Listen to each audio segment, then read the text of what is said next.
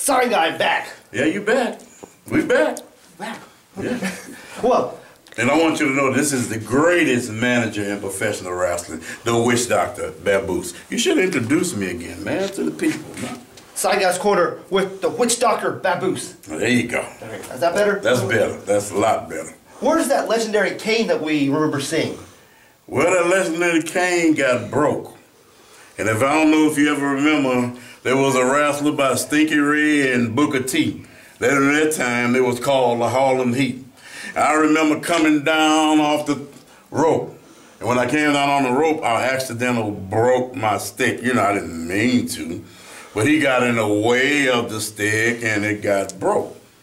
Yeah. And that's where the legendary stick is gone, the voodoo stick. Yeah, that's I actually remember that. You remember that? I actually remember that. Yeah. Well, who else have you actually worked with? You dropped Booker T's name, but... Well, the probably the biggest name, which they got a, you know, they out there and they say a lot of things about certain people was the first black, and he was an African because I managed him.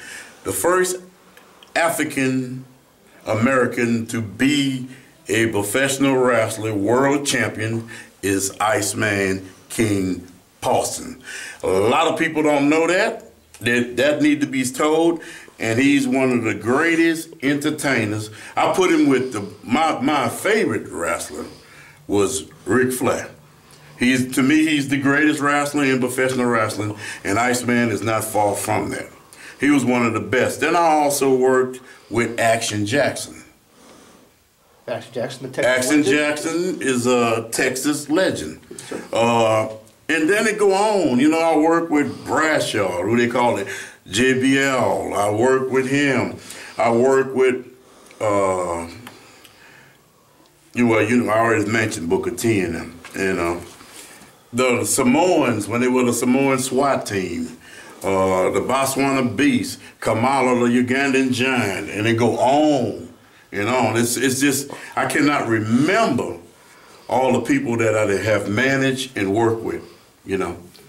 Here's one that'll make you think. Okay. What has been your proudest moment since you've been in this business?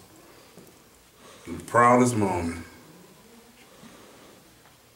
You know, my proudest moment. That's hard. I had a lot of good moments. So I don't have, I think when I got the opportunity to work with the legendary Skandar Akbar, who was the person who trained me. He trained me how to become a professional manager. Okay. He wanted me to wrestle, but I didn't want to. And he trained me how to do it, and you know, I owe a lot to him.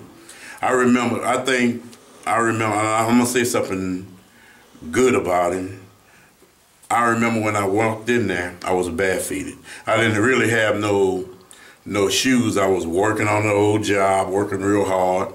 And I went in there and I wanted to wrestle, but then I used to take my shoes off because my shoes was work shoes and you couldn't get in the ring and work out and do the wrestling. Well, Akbar seen me like that and he bought me a pair of shoes to work in. And so, you know, I thank him for that. I want to do that. Then the person that gave me my first break really in wrestling was Killer Tim Brooks. I worked with him. That was the first big major thing I did, working with him. And you know, I want to thank him. There's a whole bunch of people I like to thank. But you see, I work with Johnny Mantell, Hollywood John Tatum, I mean, Wild Bill Urban, I mean, Black Bart, I mean, you go on and on and on. There's a whole bunch of people that I work with that I have to thank, you know. How would you compare back then to what's happening now on TV? I'm embarrassed in some ways. Some ways I'm embarrassed. But that might be because, you know, in my era, that was the way we did things. We did things a lot more different.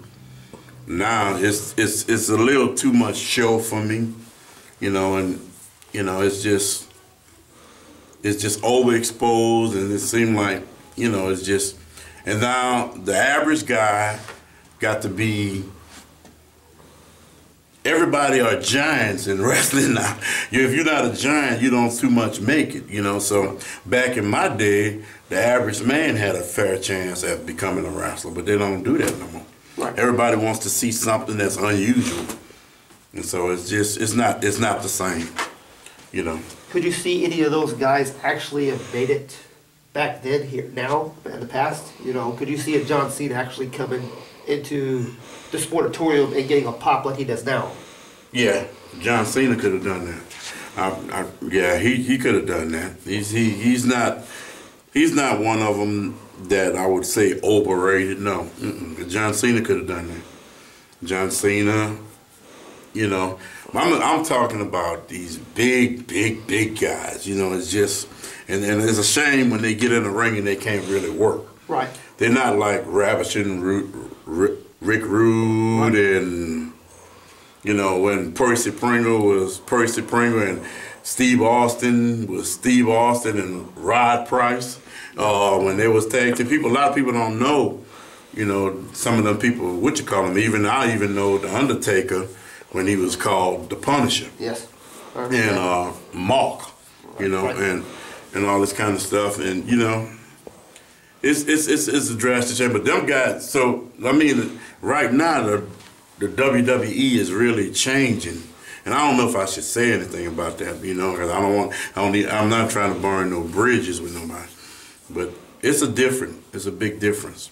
Well, you're not the only one that feels that way, because yeah. I've seen both this stuff, and I've been to the sportatorium, and there's a whole different atmosphere than going into one of the arenas when they come to visit. Yeah. Have you ever went to saw one of those live? Oh yeah, I've been invited to the. I guess I'm a little bitter because I didn't get the opportunity to participate in that, you know. So you know, a little jealousy. Well, I could see you there, because that's the one thing that WWE's actually missing in my eyes is the management. Like when they had Heenan and the Mount, they don't have anybody really. Yeah, I don't know what the deal is on that. I don't know why they stopped. They pulled away from it. You know, they're trying to come back to it now. It look like, you know, but yeah, that's. You know, I got a lot of jealousy about that. Well, you worked with the manager that's managing Jack Swagger right now. Yeah. He's made it, so. But he was not a manager at first. You know that he used to be called. He was a part of Dirty Dutch Mantel. Yes. He was one of. That's what he used to be called. You know, I don't know what they call him now, but But you know, I want to thank you. You know, I'm glad that you're gonna be able to let people know that I'm still around and I'm out there. You know, I appreciate that, and you just keep on doing the good work. Well, you know, and spread it. You know. Always a pleasure to meet you, sir. Man, it's always a pleasure to meet you too. And I thank you for this interview. Now, for old time's sake, this is the Witchdoctor, Babboose, telling y'all, adios, you bunch of stinking, low-down, cattle breath-smelling Texans.